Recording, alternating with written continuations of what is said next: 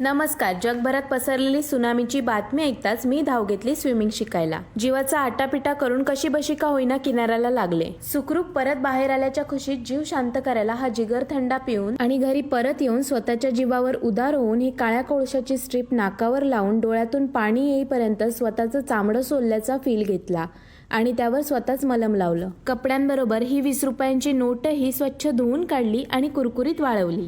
दुपारचं जेवण बाहेरच करायचं, पण तिथे गेल्यावर मेन्यू कार्ड बघायला वेळ नको जायला म्हणून घरूनच मेन्यू ठरवून पण आजच्या दिवसात माझी आयुष्यभराची पेशन्स लेवल चेक झाली आणि जेवणाला लागलेली ही लाईन बघून नक्की ते हॉटेलच आहे ना की मुंबई सारखं रिक्षा स्टँड असा विचार मनाला घासून गेला. शेवटी आम्हाला आमच्या साधनेचं फळ मिळालं. पटकन पूर्वविधी आवरून जेवणावर ताव मारला. माझ्या पानातली बिर्याणी तर एक नंबर होतीच, पण समोर बसलेल्या ताईच्या खाण्याच्या स्टाईलला तोड नाही असं म्हणत मी तिच्या स्टाईलने माझं पान रिकामी करून साऊथ इंडियन स्टाईलने ते झाकूनही ठेवलं. जाताना चिंचेचं झाड दिसल्यावर चालत्या गाडीवरून उडी मारून मी पोचले चिंचागोळा. आज जरा जास्त ढिंच्याक पूजेचा फील झाला म्हणून संध्याकाळी थोडा एस्थेटिक फील घेण्यासाठी मार्केटमध्ये जाऊन गरज नसताना हे क्यूट इरेझर घेतले आणि सुपर मार्केटमध्ये तांदळात मापाचं भांड लपवण्याचं माझं काम कोणीतरी मनापासून आणि प्रामाणिक करते हे बघून मी निवांत घरी आले.